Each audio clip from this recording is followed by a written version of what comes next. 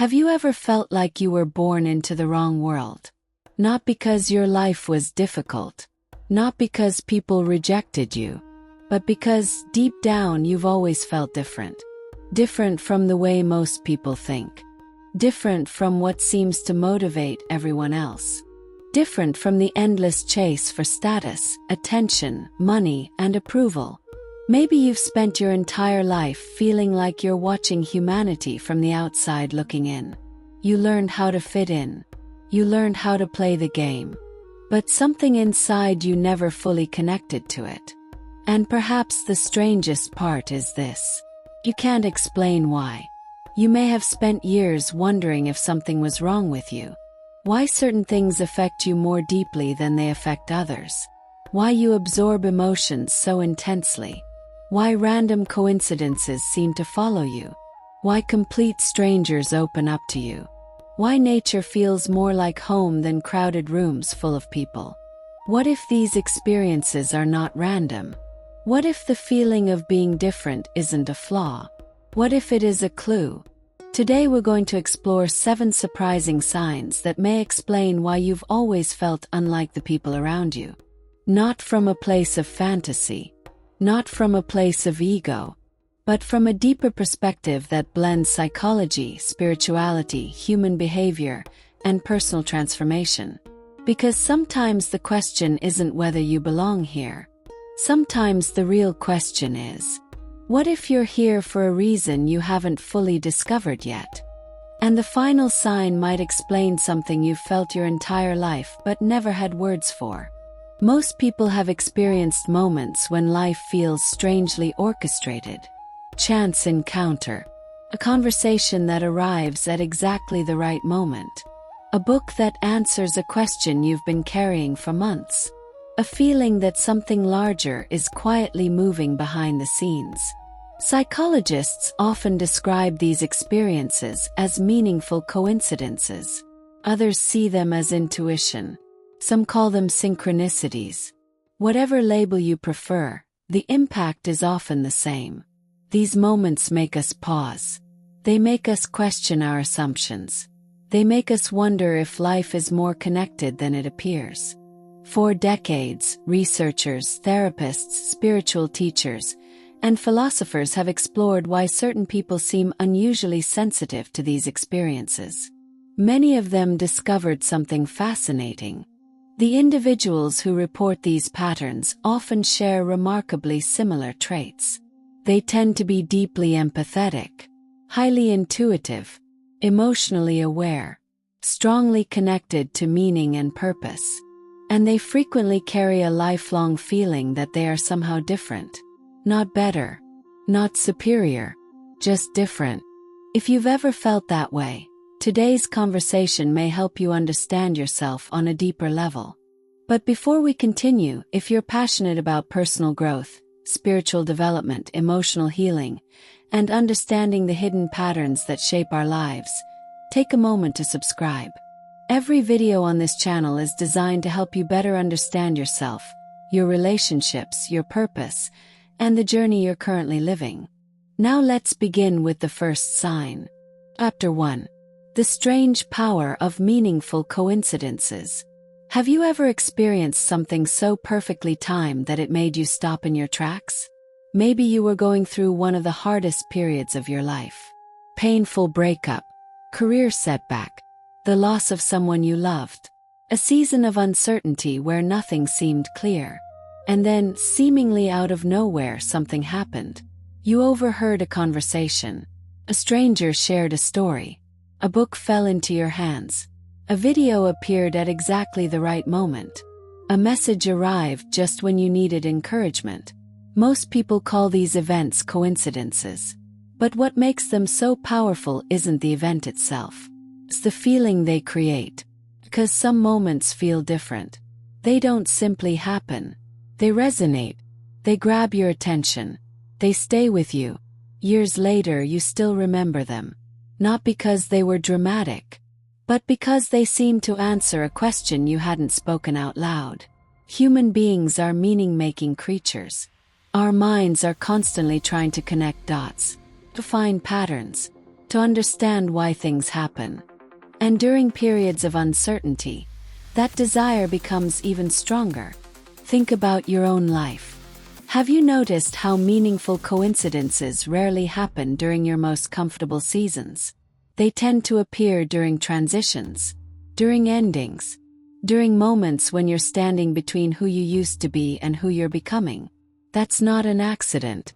Psychologically speaking, uncertainty forces us to become more aware. When life is predictable, we operate on autopilot. We wake up, follow routines, repeat habits, move through our days without paying much attention. But when life challenges us, something changes.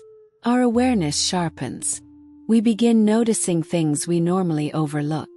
We start asking deeper questions. We become more open to possibilities. And suddenly the world feels different. This is one reason meaningful coincidences often appear during major life transformations.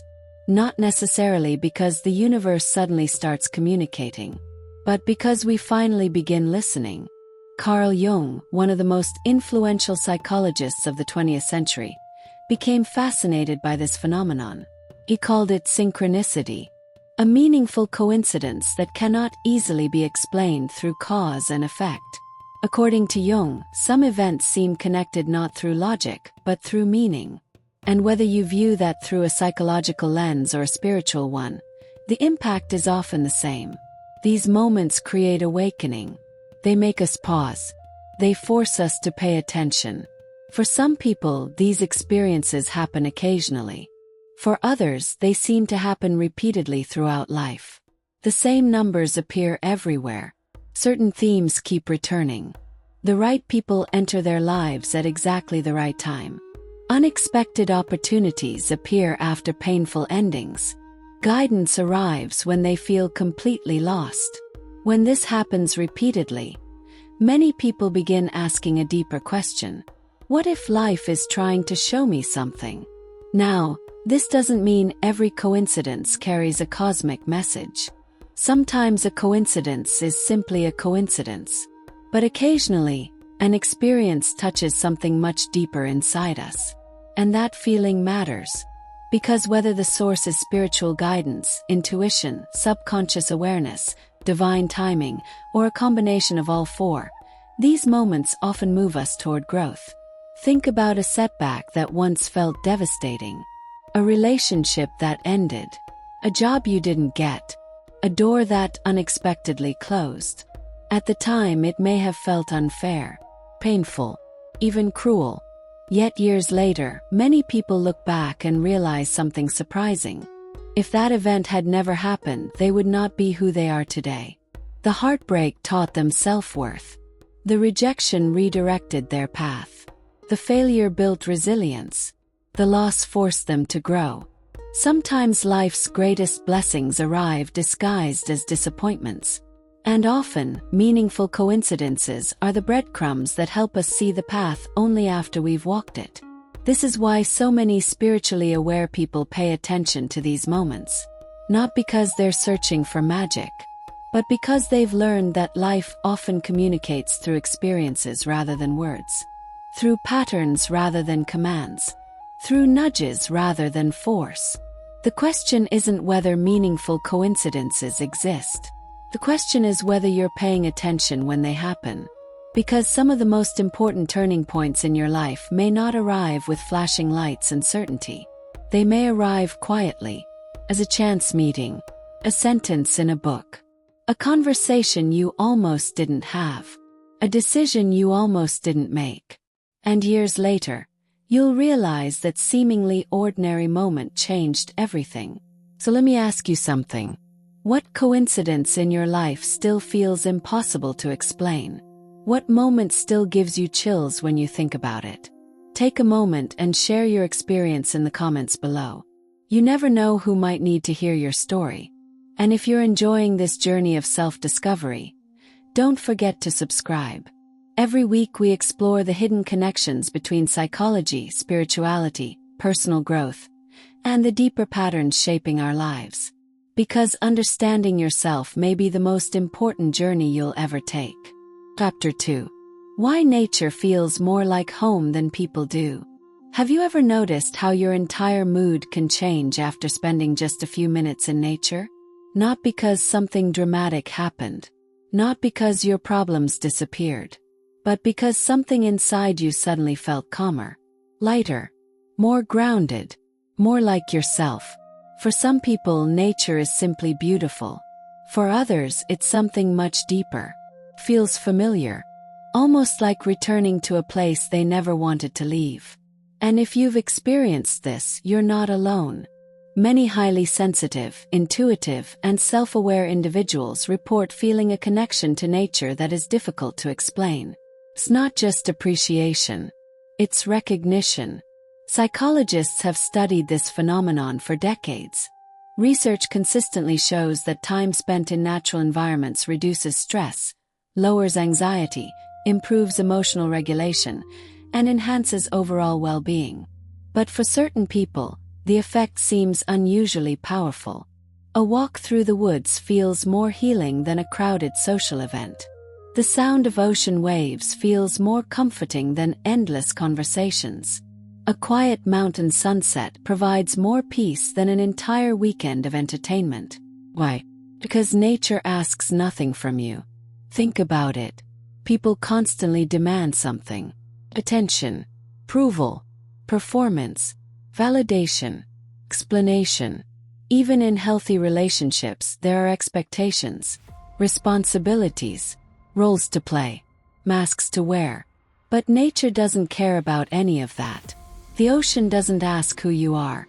The forest doesn't care how successful you've become. The mountains don't judge your mistakes. Nature simply allows you to exist. And for people who have spent much of their lives feeling misunderstood, that acceptance can feel incredibly healing. Perhaps you've experienced this yourself. Maybe you've gone through periods where social interaction felt exhausting. Not because you dislike people, not because you're antisocial, but because constantly navigating other people's expectations became emotionally draining. You wanted space, not isolation. Space to hear your own thoughts again. Space to reconnect with yourself. Space to remember who you are beneath all the noise. This is one reason many spiritually inclined people feel drawn toward natural environments. Nature creates silence. And silence reveals things that distraction hides. When life becomes loud, we stop hearing ourselves. We stop noticing our intuition. We stop paying attention to our emotions.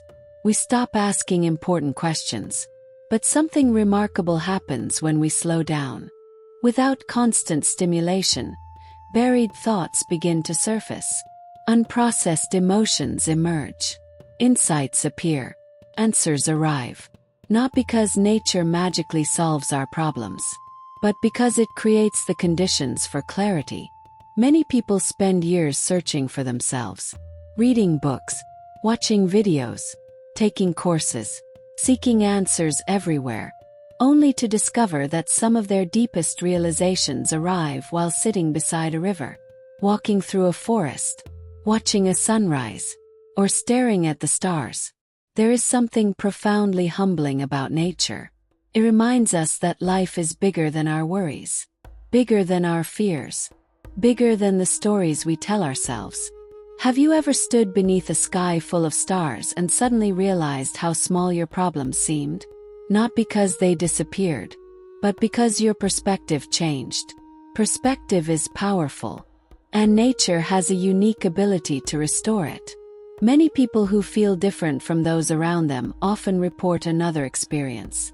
A deep empathy for animals, an unusual emotional connection to living things, a sensitivity to suffering.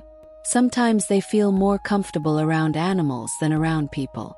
They understand unspoken communication. They notice subtle emotional signals. They feel deeply affected by harm, cruelty, or destruction. This sensitivity isn't weakness. In many cases, it's heightened awareness. The ability to recognize connection where others see separation. And that connection often extends beyond people.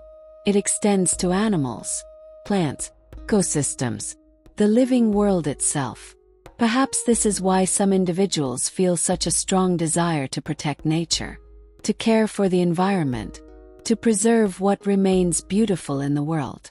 Not because it's fashionable, not because it's politically correct, but because they genuinely feel connected to it, almost as if what happens to the earth happens to them.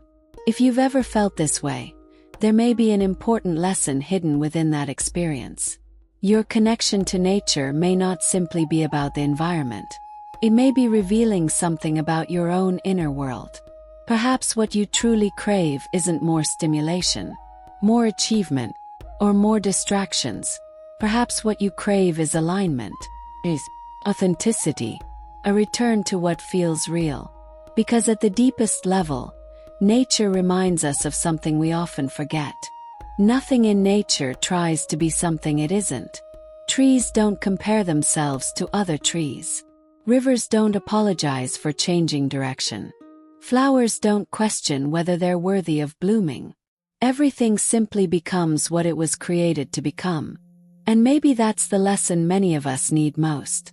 Not to become someone else. Not to force ourselves into a life that doesn't fit. But to become more fully ourselves. So let me ask you something. When was the last time you felt completely at peace? Where were you?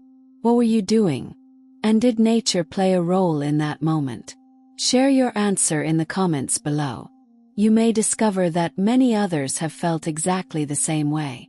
And if these insights are helping you understand yourself on a deeper level, make sure you're subscribed. Because in the next chapter we're going to explore something even more fascinating. Why some people seem to know things before they happen. And what psychology and spirituality both reveal about the mysterious power of intuition. Chapter 3. When your intuition knows before your mind does. Have you ever known something was wrong before you had any evidence? Have you ever met someone and instantly felt you could trust them? Or the opposite? You smiled. You had a conversation. Everything looked normal. Yet something deep inside told you to be careful. And later you discovered that feeling was right.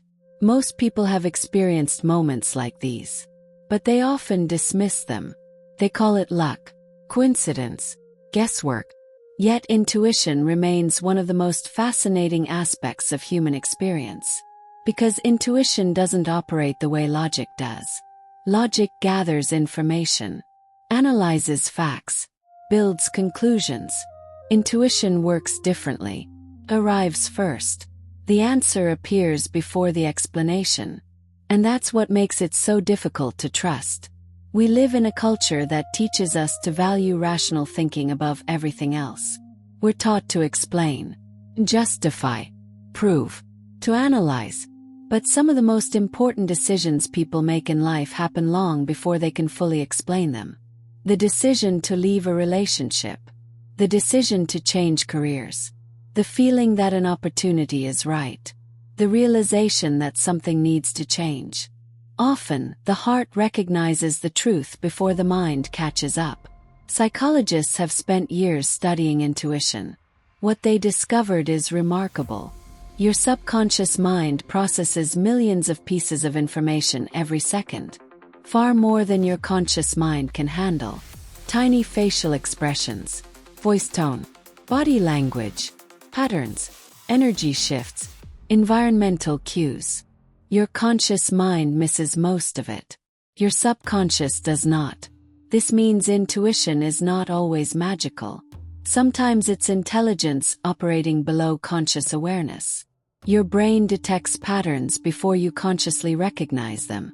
And then it sends you a signal, feeling, knowing, a sense that something is right or wrong. The challenge is that intuition often whispers. Fear screams. Anxiety screams. Doubt screams. Past wounds scream. Intuition usually whispers. And because it whispers, many people miss it. Think about a time when you ignored your intuition. Maybe you stayed in a situation longer than you should have. Maybe you ignored warning signs. Maybe you convinced yourself you were overreacting, only to discover later that your first instinct had been right all along. Most people can remember at least one experience like this. And often those experiences become powerful teachers. They teach us to listen more carefully, to trust ourselves more deeply, to stop abandoning our inner wisdom. But intuition isn't only about avoiding danger. It also guides us toward opportunities, toward growth, toward purpose. Many people describe moments when they felt drawn toward something they couldn't explain. A new city, career path, person, book, conversation, calling. Nothing logical justified the attraction, yet something kept pulling them forward. Years later, they realized those moments changed the direction of their lives. This is where psychology and spirituality begin to overlap. Psychology tells us intuition comes from deep internal processing. Spiritual traditions suggest intuition is one way the soul communicates. Perhaps both are true. Perhaps intuition is the bridge between what we consciously know and what we haven't fully understood yet. Perhaps it connects us to wisdom that exists beyond immediate logic. The most intuitive people aren't necessarily psychic. They aren't always mystical. In fact, many are surprisingly ordinary. But they share certain characteristics. They pay attention. They reflect. They observe. They spend time in silence. They learn from experience. And over time, they begin to recognize the difference between fear and guidance. This distinction changes everything. Fear creates contraction. Guidance creates clarity. Fear leaves you confused. Guidance leaves you calm. Fear feels chaotic. Guidance feels steady. One of the greatest skills you can develop in life is learning to recognize that difference. Because the better you become at listening to yourself, the less dependent you become on external validation. You stop asking everyone else what they think. You stop looking for permission. You stop waiting for certainty. And you begin trusting your own experience. For many people who feel different from those around them, intuition becomes one of their greatest strengths. Not because they can predict the future, but because they've learned to listen to what most people ignore. They've learned that some truths cannot be explained immediately. They must be felt first. Have you ever had a gut feeling that turned out to be completely right? Or ignored one and later wished you had listened? Share your experience in the comments below. Your story might help someone learn to trust themselves a little more. And if you're finding value in these conversations, take a moment to subscribe. Every new video is designed to help you better understand your mind, your emotions, your relationships, and the deeper patterns shaping your life. Because sometimes the wisdom you've been searching for isn't outside of you. It's already within you. You simply need to learn how to hear it. Chapter 4. The kind of love most people never learn. What if one of the biggest signs that you're different has nothing to do with psychic abilities, synchronicities, or spiritual experiences? What if it has everything to do with the way you love? Not romantic love. Not attraction. Not attachment. Something much deeper. Many people spend their entire lives searching for love. Yet few ever stop to ask an important question. What kind of love am I actually looking for? Because often what people call love is actually something else. Validation, security, attention, approval, fear of being alone, the desire to feel chosen. Real love begins where those things end. And people who feel deeply connected to others often discover this lesson earlier than most. Perhaps you've experienced it yourself. Maybe you've always been the person others confide in. The one strangers open up to.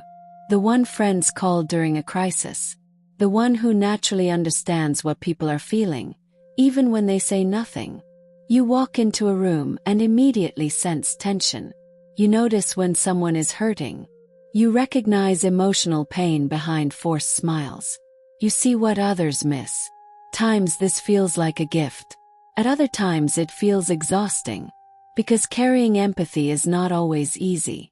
Especially in a world where many people are disconnected from their own emotions. Highly empathetic people often spend years absorbing other people's pain without realizing it. They become emotional caretakers, problem solvers, peacekeepers, rescuers. They give, and give, and give, until one day they become emotionally exhausted. This creates an important turning point, because true compassion and self-sacrifice are not the same thing. Many people learn this lesson the hard way. They spend years helping everyone else while neglecting themselves. Years trying to heal people who don't want to heal. Years trying to save relationships that only one person is fighting for. Eventually, life teaches them something powerful. You cannot pour endlessly from an empty cup. This is where mature love begins. Not with endless giving, but with healthy balance. Not with rescuing, but with understanding. Not with losing yourself, but with remaining connected to yourself while caring for others. Psychologists often describe healthy love as the ability to maintain both connection and individuality. To care deeply without controlling. To support without fixing. To love without losing yourself. This kind of love is rare, because it requires emotional maturity, self-awareness, boundaries, and courage. Spiritually speaking, many traditions describe love as the highest force available to human beings.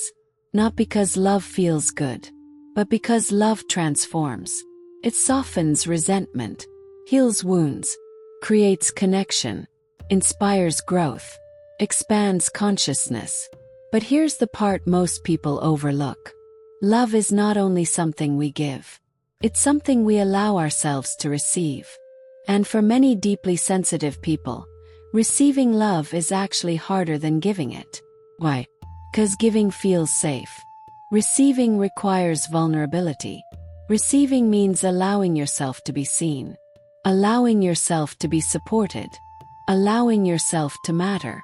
For some people that's terrifying, especially if they've spent their lives being the strong one, the helper, the healer, the caretaker, the reliable one. Maybe you've played that role too. Maybe you've become so good at helping others that you've forgotten how to ask for help yourself. If so, this chapter may be speaking directly to you. Because one of the greatest lessons in personal growth is realizing that your needs matter too. Your healing matters. Your peace matters. Your happiness matters. The deepest form of love isn't self-sacrifice. It's wholeness. It's caring for others without abandoning yourself.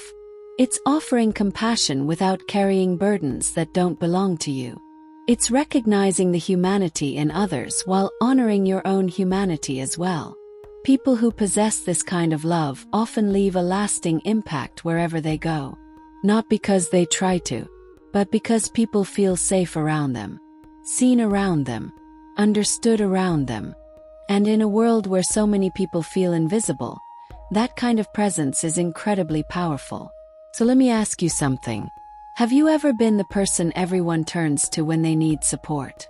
And if so, who do you turn to when you need support? Think about that question, and share your thoughts in the comments below.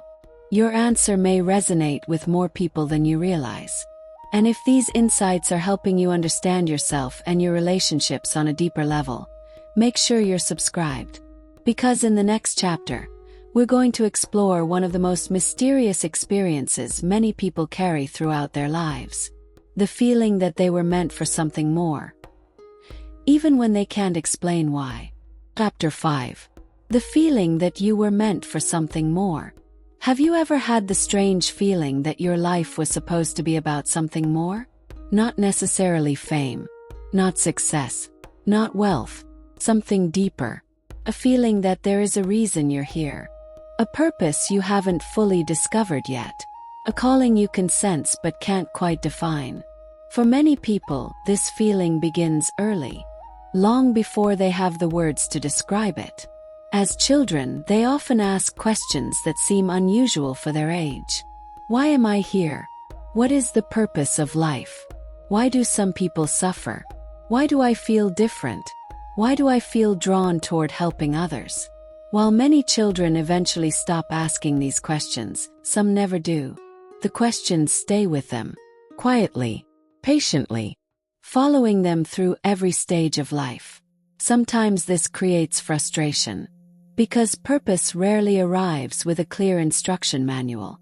Most people expect purpose to appear as a dramatic revelation, a lightning bolt moment, a sudden realization, crystal clear answer. But real life usually works differently. Purpose often reveals itself in pieces, one experience at a time, one lesson at a time, one challenge at a time. Looking backward, the path makes sense. Looking forward, it rarely does. This uncertainty causes many people to doubt themselves. They compare their journey to everyone else's. They see people who seem certain, confident, focused, successful. Meanwhile, they feel lost, confused, behind. What they don't realize is that many of those people are asking the exact same questions. Because purpose is not something you find once. Purpose evolves. The person you were at 20 needed one purpose. The person you become at 40 may need another. The person you become after heartbreak, loss, growth, healing, or transformation may discover an entirely different mission.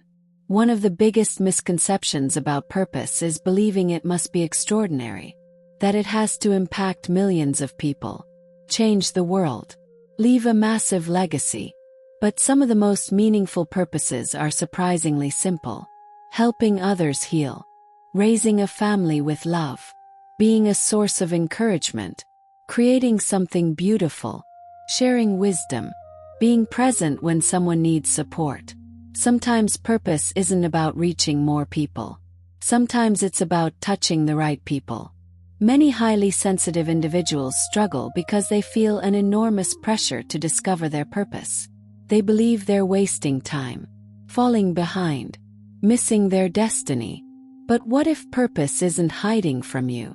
What if purpose has been quietly showing itself through your interests, your struggles, and your experiences all along? Think about the challenges you've faced, the lessons you've learned, the pain you've survived. Often, your deepest wounds point directly toward your greatest purpose. The person who overcame loneliness understands loneliness. The person who healed from rejection understands rejection. The person who survived anxiety understands anxiety. The person who rebuilt their life after loss understands resilience. And because they understand it, they can help others navigate it too. This is why many people eventually discover that their purpose wasn't hidden in their strengths. It was hidden in their struggles. The very experiences they wished had never happened became the experiences that shaped who they are. Psychology calls this post-traumatic growth. The ability to become stronger, wiser, and more self-aware through adversity. Spiritual traditions often describe the same process differently. They suggest that our greatest challenges are often our greatest teachers. Different language, similar truth. Growth changes us. Pain changes us. Healing changes us, and purpose often emerges from that transformation. Maybe that's why so many people feel a persistent inner calling. Not because they know exactly where they're going, but because some part of them understands they haven't reached their full potential yet. There is more to become, more to learn, more to contribute, more to discover. And perhaps that's the real meaning behind this feeling. Not that you're destined to become someone else, but that you're being invited to become more fully yourself. The truth is, purpose isn't something you chase. It's something you gradually uncover. By paying attention, by growing, by healing, by showing up for your life. One day you look back and realize every experience was preparing you for something. Every setback taught a lesson. Every challenge built strength. Every chapter shaped the person you were becoming. And suddenly what once felt random begins to make sense. So let me ask you something. Have you ever felt called toward something you couldn't explain? A dream, mission, passion, a path that kept pulling you forward no matter how many times you ignored it? Share your experience in the comments below. Your story may inspire someone else who is still searching for their own path. And if you're enjoying this journey of self-discovery, don't forget to subscribe. Because in the next chapter, we're going to explore one of the most common yet misunderstood experiences among highly sensitive and spiritually aware people. The feeling of never quite fitting in no matter where they go. Chapter 6. Why you've never felt like you fully belong. Have you ever walked into a room full of people and still felt completely alone? Not because anyone was excluding you, not because people were being unkind, but because something inside you felt disconnected. As if everyone else received a manual for life that somehow skipped you. For many people, this feeling begins early. They often remember childhood moments when they sensed they were different. Maybe they asked questions other children weren't asking. Maybe they felt emotions more deeply. Maybe they struggled to understand why certain things mattered so much to other people. They learned how to fit in, how to smile, how to adapt, how to become who others expected them to be. Yet underneath it all, a quiet feeling remained. I don't belong here. This is one of the most misunderstood experiences a person can have. Because from the outside, everything may appear normal. You may have friends, family, career, social life. Yet internally you still feel like an observer. Like someone watching life happen rather than fully participating in it. Psychologists often refer to this experience as a form of existential loneliness. Unlike ordinary loneliness, it isn't caused by a lack of people. It's caused by a lack of connection. You can feel lonely in a crowd. You can feel lonely in a relationship. You can feel lonely even when surrounded by people who love you. Because what you're truly craving isn't proximity. It's understanding. You want someone to understand what you feel beneath the surface. To see the parts of you that rarely get expressed. To understand the questions you carry. The struggles you rarely discuss. The dreams you rarely share. Many highly sensitive individuals spend years believing there is something wrong with them because of this feeling. They wonder why they don't enjoy the same things everyone else enjoys. Why superficial conversations drain them. Why material success alone doesn't satisfy them. Why they constantly search for deeper meaning. What they don't realize is that being different is not the same as being broken. In fact, many of the people who have contributed the most to humanity felt different.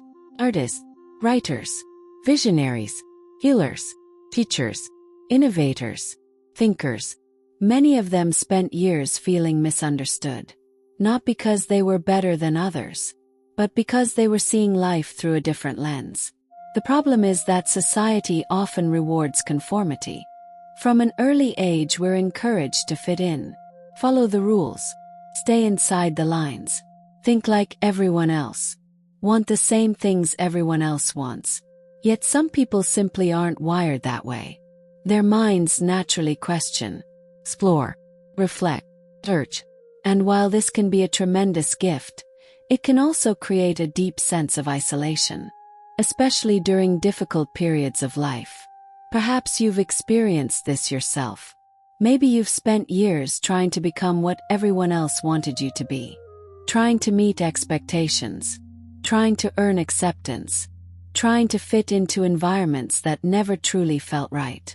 Eventually, many people reach a turning point. A moment when they realize something profound. The goal was never to fit in. The goal was to find where they belong. Those are two completely different things. Fitting in often requires pretending. Belonging requires authenticity. Fitting in asks you to change yourself. Belonging allows you to be yourself. And this realization changes everything. Because once you stop trying to become someone else, you create space for the right people to find you. People who understand your values, your perspective, your sensitivity, your way of seeing the world. This doesn't mean you'll suddenly feel understood by everyone. You won't. No one does. But you'll stop measuring your worth by how well you blend into environments that were never meant for you. You'll stop apologizing for being different. You'll stop seeing your uniqueness as a problem to solve. And you'll begin recognizing it as part of your purpose. Many people who once felt like outsiders eventually discover that their differences became their greatest strengths. Their empathy became their gift. Their sensitivity became their wisdom. Their curiosity became their growth. Their uniqueness became their contribution. What once felt like a burden became an advantage. Perhaps that's why this feeling appears so often among people on a path of self-discovery. Because before you can become who you truly are, you often have to stop pretending to be who you're not. And that's not always easy, but it is necessary. The truth is, you may never feel completely at home in every environment. And that's okay. The goal isn't universal acceptance. The goal is authentic connection. Connection with yourself. Connection with people who truly understand you. Connection with a life that feels aligned with who you are becoming. So let me ask you something. Have you ever felt like you didn't quite belong? And if so, when did you first notice that feeling? Share your experience in the comments below. You might be surprised by how many people have felt exactly the same way. And if this chapter is helping you better understand your own journey, make sure you're subscribed. Because in the next chapter, we're going to explore perhaps the most powerful sign of all. The deep desire to help, heal, and elevate others. And why that calling often transforms the person who carries it. Chapter 7. The calling to heal, help, and lift others. Have you ever felt responsible for helping people even when nobody asked you to? Not because you wanted recognition, not because you wanted praise, but because seeing someone suffer genuinely affected you. You couldn't simply walk away. You couldn't pretend not to notice. Something inside you felt compelled to help, to encourage, to support, to make things a little better. For many people, this instinct appears naturally, long before they understand where it comes from. As children, they often become the peacemakers, the ones trying to stop arguments, the ones comforting hurt friends, the ones worrying about everyone else's feelings, the ones who feel responsible for fixing problems they didn't create. At first glance, this may seem admirable, and often it is. But there's a hidden side to this trait that many people don't talk about. Because people who feel called to help others often struggle to help themselves. They become experts at supporting everyone around them, yet secretly carry their own pain alone. They know how to give advice, but struggle to follow it. They know how to comfort others, but rarely ask for comfort. They know how to listen, but often feel unheard. Perhaps you've experienced this yourself. Maybe you've spent years being the strong one, the dependable one, the person everyone leans on. Over time, this role can become exhausting, not because you stop caring, but because constant giving without replenishment eventually leads to burnout. Psychologists call this compassion fatigue, the emotional exhaustion that can occur when a person consistently absorbs the struggles of others without properly caring for themselves. It's common among caregivers, therapists, teachers, nurses, coaches, parents, and highly empathetic individuals. The irony is that many people who feel called to heal others eventually discover that they must first heal themselves. And this realization changes everything. Because true healing isn't about rescuing people. It's about empowering them. It's not about carrying everyone else's burdens. It's about helping them discover their own strength. This is one of the most important lessons emotionally mature people learn. You cannot save everyone. You cannot heal everyone. You cannot force growth. You cannot force awareness. You cannot force change. People change when they are ready, not when we are ready for them. This can be difficult to accept, especially for people with a strong desire to help. Many spend years trying to fix partners, fix family members, fix friendships, fix situations, only to realize that healing is ultimately an inside job. You can support, you can guide, you can inspire, but you cannot do someone else's work for them. The moment this truth sinks in, something powerful happens. You stop carrying responsibility that never belonged to you. You stop exhausting yourself trying to control outcomes. You stop measuring your worth by how much you do for others. And you begin helping from a healthier place, a stronger place, a wiser place. Spiritually speaking, many traditions suggest that service is one of the highest expressions of human growth. Not because service makes you superior, but because genuine service expands your heart. It moves your attention beyond your own fears, your own insecurities, your own limitations. At the same time, true service never requires self-destruction. It never asks you to abandon yourself. It never asks you to sacrifice your well-being. The healthiest people understand a simple truth. You can only give what you possess. If you're emotionally depleted, eventually you'll have nothing left to give. If you're disconnected from yourself, you'll struggle to connect authentically with others. If you're constantly overwhelmed, your ability to serve becomes limited. This is why self-care isn't selfish.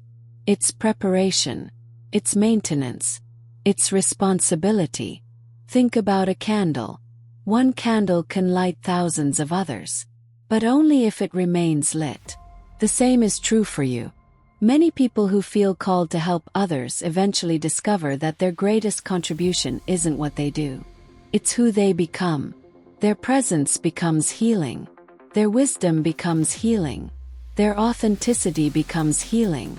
Their example becomes healing. Without even realizing it, they begin giving others permission to grow, permission to heal, permission to become themselves. And perhaps that's the deepest form of service there is. Not fixing people, not saving people, but inspiring people, showing them what's possible, helping them remember their own strength, their own resilience, their own potential. If you've always felt this pull toward helping others, perhaps it isn't something you need to understand. Perhaps it's something you need to honor, not through sacrifice, not through burnout, but through balance. Because the world doesn't need more exhausted helpers. The world needs healthy, grounded, authentic people who lead by example.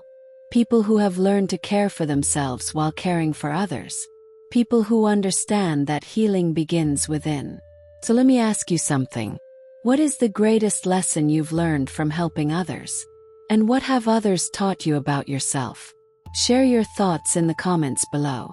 Your experience may be exactly what someone else needs to hear today. And if you've enjoyed this journey so far, make sure you're subscribed. Because these conversations are about more than spirituality. They're about understanding yourself, your purpose, your relationships, and the deeper patterns shaping your life. Chapter 8. Why you attract people who need healing. Have you ever noticed that people tell you things they've never told anyone else? Not after years of friendship. Not after months of trust. Sometimes within minutes of meeting you. A stranger sits next to you on a plane. A coworker starts a casual conversation. Someone you've only known briefly suddenly begins sharing painful memories. A difficult divorce. Childhood wound. Family conflict. Secret fear. A heartbreak they thought they had buried years ago. And afterward, you're left wondering, why did they tell me that? You didn't ask. You weren't trying to counsel them. You weren't offering advice. Yet somehow people seem drawn to you during some of the most difficult moments of their lives. If this has happened repeatedly, you're not imagining it. And you're certainly not alone.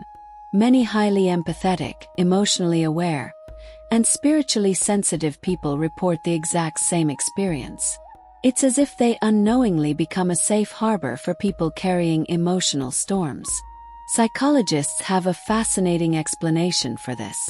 Human beings are constantly scanning their environment for emotional safety.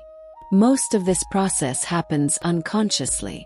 We notice facial expressions, body language, tone of voice, contact, energy, presence, long before we consciously decide whether someone can be trusted. Some people naturally communicate safety without saying a word. Others feel it immediately. They sense they won't be judged. They sense they won't be criticized. They sense they can be honest. And because of that, walls begin to come down. Masks begin to fall away. Defenses begin to soften. For perhaps the first time in a long time, they feel seen. This is one reason people often reveal their deepest struggles to highly empathetic individuals. Not because you're magical, Not because you possess special powers, but because your presence gives people permission to be themselves. And in today's world, that is surprisingly rare. Think about it. Most conversations stay on the surface. People discuss work, weather, politics, entertainment, daily routines. Yet beneath those conversations, almost everyone is carrying something. A disappointment, fear, a regret, a grief, a loneliness they rarely discuss. Many people spend years feeling emotionally invisible. They smile, function, perform, show up, but nobody ever asks how they're really doing. And when they finally encounter someone who genuinely listens, something remarkable happens.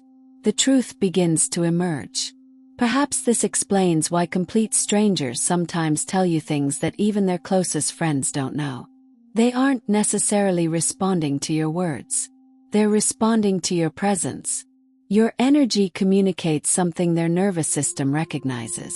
Safety, acceptance, understanding. But while this gift can be beautiful, it also comes with challenges. Because many empathetic people make a mistake that eventually leaves them exhausted. They begin believing that understanding someone's pain means they are responsible for healing it. First, this feels noble, compassionate, loving. But over time it becomes incredibly heavy. You start carrying burdens that don't belong to you. You become emotionally invested in problems you didn't create. You worry about people who aren't worrying about themselves. You lose sleep trying to save people who aren't ready to change. And slowly, without realizing it, your empathy turns into emotional exhaustion. This is where an important life lesson begins. A lesson many sensitive people spend years learning. You can care deeply without carrying everything. You can love someone without rescuing them. You can support someone without becoming responsible for their choices. You can walk beside people without carrying them. That distinction changes everything. Because healing is not something you can do for another person. You can inspire healing, encourage healing, support healing, model healing. But ultimately, every person must choose their own growth, their own awareness, their own transformation. This can be difficult to accept, especially if you've spent your life helping others. Many highly empathetic people secretly believe that if they love enough, care enough, sacrifice enough, or try hard enough, they can save someone from their pain. Eventually life teaches them otherwise. You cannot heal someone who refuses to heal themselves. You cannot rescue someone who is committed to remaining stuck. You cannot grow for someone else. And perhaps most importantly, you are not responsible for another person's journey. You are only responsible for how you show up within it. This realization is often painful, but it is also incredibly freeing, because it allows you to stop confusing compassion with self-sacrifice. It allows you to stop measuring your worth by how much you do for others. It allows you to help from a place of strength instead of obligation. As the years pass, many sensitive people begin noticing something else. Not everyone enters their life for the same reason. Some people arrive because they need encouragement. Some arrive because they need support. Some arrive because they need love. Some arrive because they need a lesson. And surprisingly, some arrive because they have a lesson for you. A difficult relationship may teach you self-respect. A toxic friendship may teach you boundaries.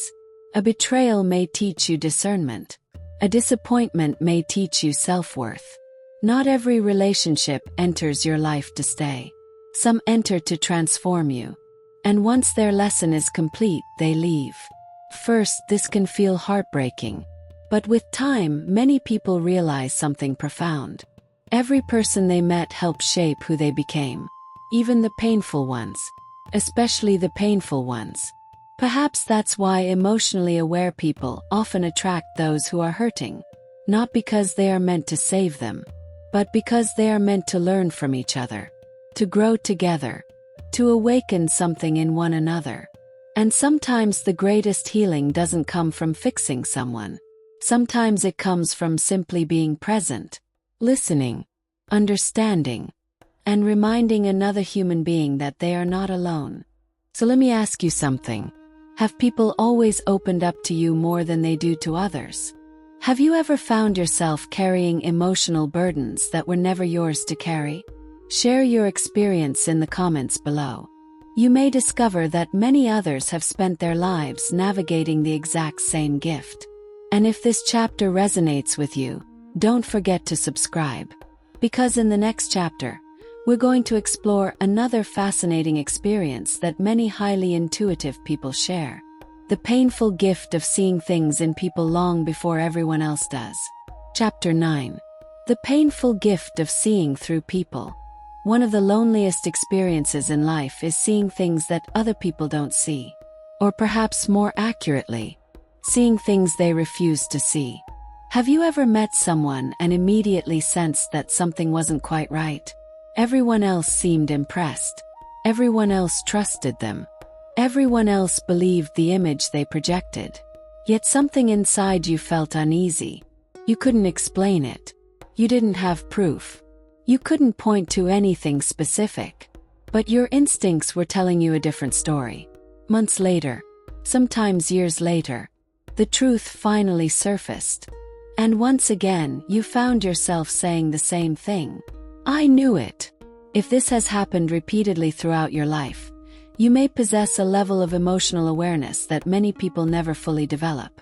Because human beings are constantly communicating, not just with words, with energy, behavior, body language, micro-expressions, tone of voice, patterns, inconsistencies.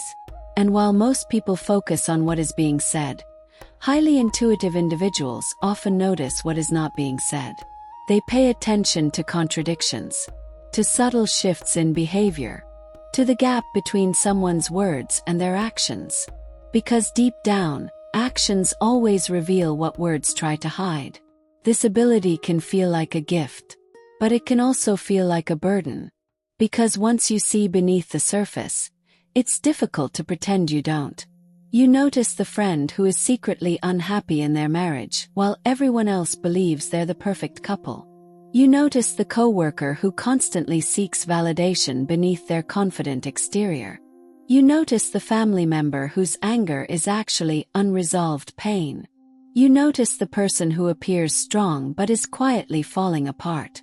You notice the person who appears kind but is motivated by manipulation. And perhaps the most frustrating part is this. Other people often don't see it.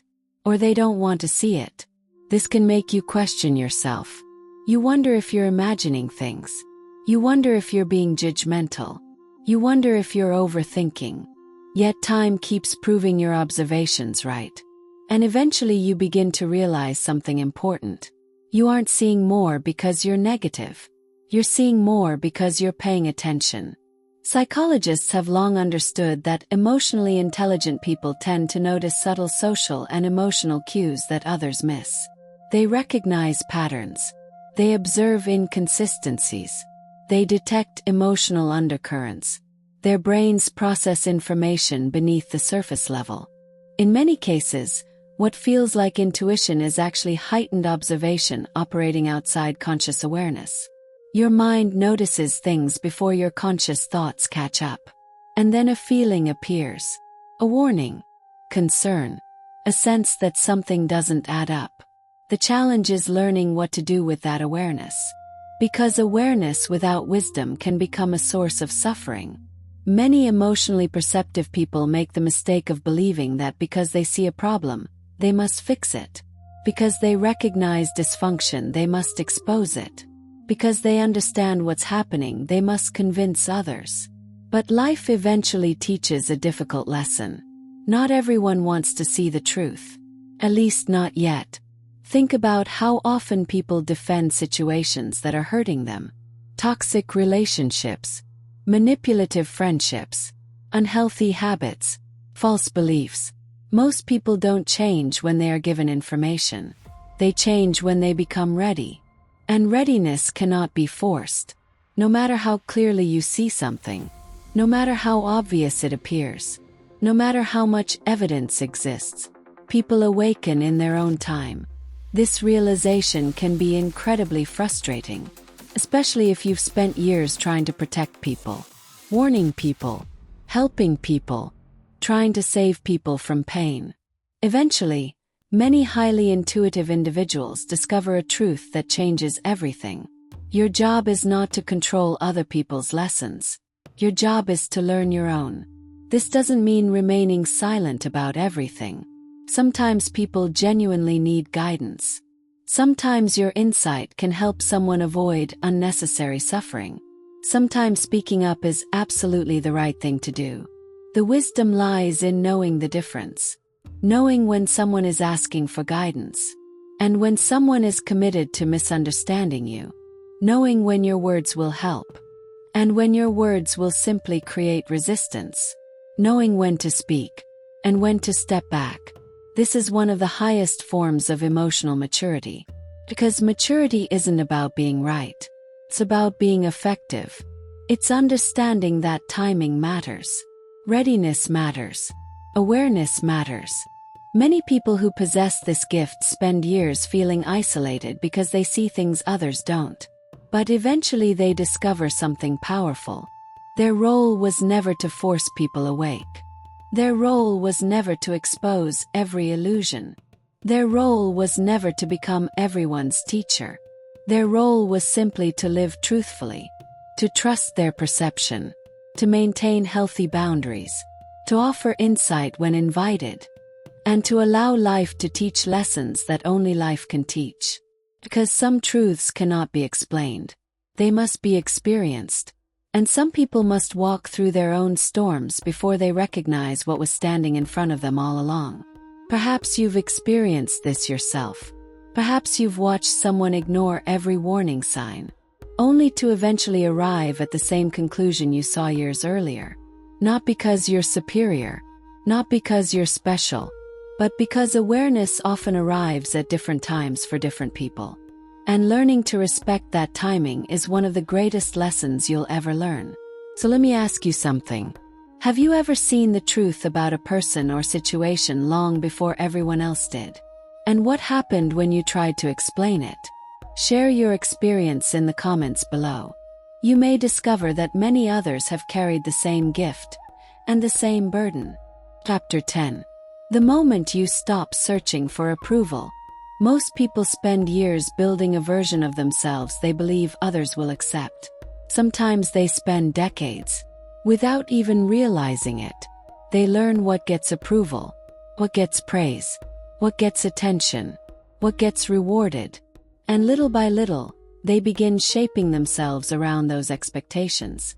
Accepted by family, accepted by society, accepted by friends, accepted by co-workers, accepted by partners, accepted by complete strangers they will never meet again. First, this seems normal. After all, every human being wants to belong. We are wired for connection. We are wired for community. We are wired to seek acceptance from the people around us. There is nothing wrong with that. The problem begins when acceptance becomes more important than authenticity. When being liked becomes more important than being real. When fitting in becomes more important than being yourself. And this happens more often than most people realize. Perhaps you've experienced it. Maybe you've hidden parts of yourself to avoid criticism. Maybe you've stayed quiet when you wanted to speak. Maybe you've laughed at things you didn't find funny. Maybe you've agreed with people just to avoid conflict. Maybe you've pursued goals that never truly belonged to you. Not because you wanted them, but because someone else expected them. Many people spend years living lives they never consciously chose. They choose careers to impress others, relationships to satisfy expectations, lifestyles that look successful from the outside but feel empty on the inside. And eventually something begins to happen. The performance becomes exhausting. The mask becomes heavy. The pretending becomes painful. You wake up one day and realize you're tired. Not physically tired. Soul tired. Emotionally tired. Tired of performing. Tired of proving. Tired of explaining. tired of seeking validation from people whose approval never truly satisfies you. And this is often where one of life's greatest transformations begins. Because eventually a difficult question emerges. What if I've been chasing the wrong thing all along? For many people, this question changes everything. Because they suddenly realize something profound. The approval they've been seeking can never give them what they're actually looking for. Not permanently. Not deeply. Not completely. Approval feels good. But it doesn't create peace. Compliments feel good. But they don't create self-worth. Recognition feels good. But it doesn't create self-acceptance. Those things can only come from within. Psychologists have discovered something fascinating. People who depend heavily on external validation often experience greater anxiety, insecurity, and emotional instability. Why? Because they've placed their sense of worth in other people's hands. And other people's opinions are constantly changing. One day they approve. The next day they criticize. One day they support you. The next day they judge you. If your identity depends on their approval, your peace becomes fragile. But something remarkable happens when you stop living for applause. You become free. Free to make decisions that align with your values. Free to express yourself honestly. Free to stop explaining every choice. Free to stop seeking permission. Free to stop apologizing for who you are. And this freedom feels almost revolutionary. Especially for people who have spent their entire lives trying to be what others wanted them to be. At first, it can feel uncomfortable, even scary. Because when you stop chasing approval, some people won't like it. People who benefited from your people-pleasing may become uncomfortable. People who expected you to stay small may resist your growth. People who preferred the old version of you may criticize the new one. And that's when the real test begins. Will you return to the version of yourself that earned approval? Or will you continue becoming who you truly are? This is where many people discover the difference between fitting in and belonging. Most people spend their lives trying to fit in. But fitting in often requires hiding parts of yourself. Belonging is different. Belonging happens when you can be fully yourself and still feel accepted. Fitting in asks you to wear a mask. Belonging invites you to remove it. And once you've experienced genuine belonging, it's almost impossible to return to a life built on performance. Because you've finally tasted something real. Something authentic. Something deeper than approval. You've discovered self-acceptance. And self-acceptance changes everything. Changes the way you see yourself. Changes the way you handle criticism. Changes the way you navigate relationships. Changes the decisions you make. You stop asking, "What will people think?" and start asking, "What feels true to me?" You stop asking, "How do I avoid disappointing others?" and start asking, "How do I stop disappointing myself?" That shift alone can transform an entire life. Spiritually speaking, many traditions teach that one of the greatest obstacles to growth is attachment to the opinions of others. Because as long as you're trying to become who everyone else wants you to be, you'll never discover who you actually are. And perhaps that's why so many people who begin a journey of self-discovery eventually lose interest in approval. Not because they become arrogant, not because they stop caring about people, but because they finally understand something they were never taught. Your value does not increase when someone approves of you, and it does not decrease when someone disapproves of you. Your worth was never determined by public opinion. Never was. Never will be. The most powerful people are not those who receive the most validation. The most powerful people are those who remain true to themselves whether validation comes or not. And perhaps that's the transformation you've been moving toward all along. Not becoming more impressive. Not becoming more admired. Not becoming more accepted. But becoming more authentic. More honest. More aligned. More fully yourself. Because in the end, the goal was never to earn everyone's approval. The goal was to stop needing it. And when that day arrives, something extraordinary happens. You finally stop searching for permission to be who you've always been. And you begin living as that person. Completely. Freely. Without apology. So let me ask you something. How much of your life has been shaped by the desire for approval? And what would change if you no longer needed it? Share your thoughts in the comments below. Your answer may inspire someone else to stop living for validation and start living with authenticity. And if this message resonates with you, don't forget to subscribe. Because in the next chapter, we're going to explore one final realization that ties everything together and may completely change the way you see your life journey. Chapter 11. The hidden cost of being highly sensitive. If you've identified with many of the signs we've discussed so far, there's one reality we need to talk about. Because being deeply sensitive is not only a gift. Sometimes it's a burden. A burden few people understand. From the outside, sensitivity often looks beautiful. Compassion, empathy, kindness, intuition, emotional awareness. But what most people don't see is the price that often comes with those qualities. Highly sensitive people tend to feel everything more intensely. They don't just hear someone's pain. They absorb it. They don't just witness conflict. They carry it. They don't simply experience disappointment. They replay it, analyze it, question it, and sometimes struggle to let it go. Imagine walking through life without emotional filters. Every criticism hits harder. Every rejection cuts deeper. Every loss lingers longer. Every disappointment leaves a bigger mark.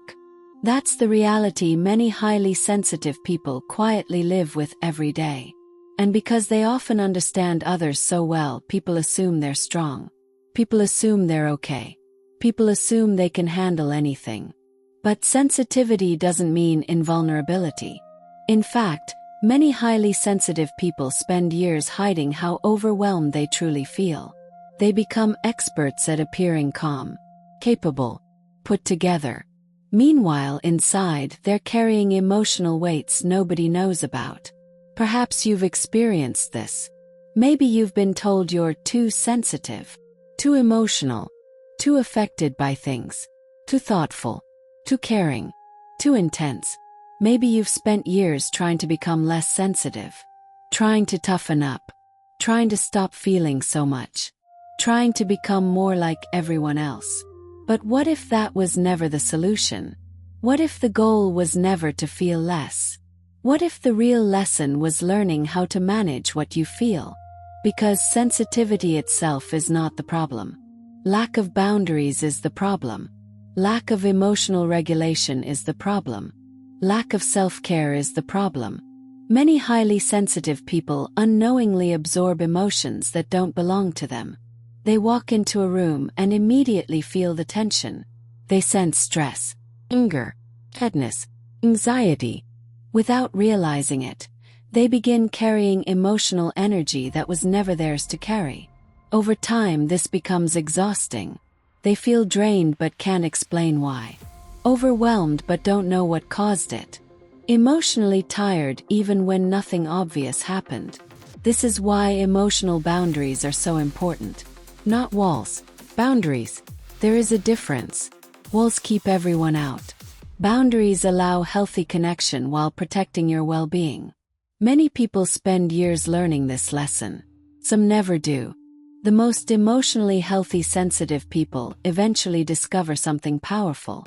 You can care deeply without carrying everything. You can love people without absorbing their pain. You can support others without sacrificing yourself. You can remain compassionate without becoming emotionally depleted. And when this realization arrives, life begins to change. The guilt begins to fade. The exhaustion begins to fade. The overwhelm begins to fade. You stop feeling responsible for everyone else's emotional state. You stop believing it's your job to rescue everyone. You stop measuring your worth by how much suffering you can endure. Instead, you begin building a healthier relationship with your own energy, your own emotions, your own needs. Psychologists often describe this as emotional differentiation.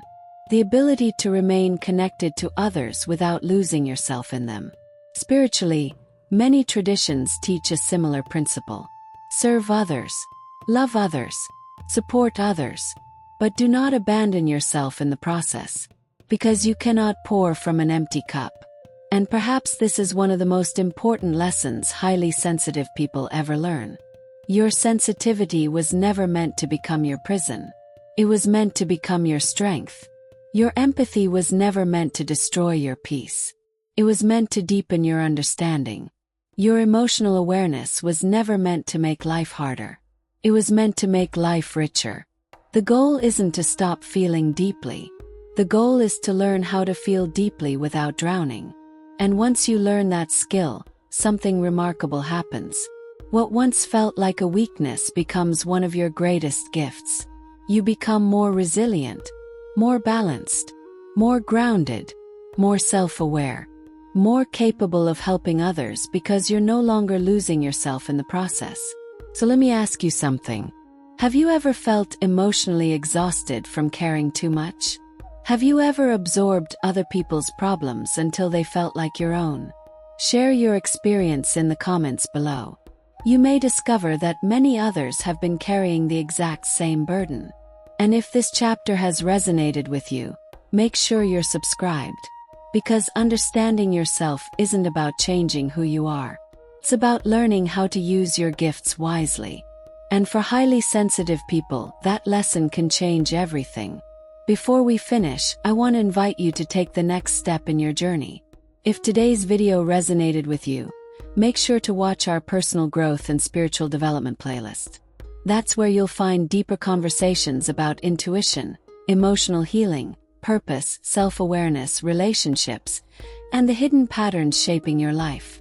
The playlist is linked below this video. And if you've made it this far, chances are these topics matter to you. So take a moment to subscribe and join our growing community.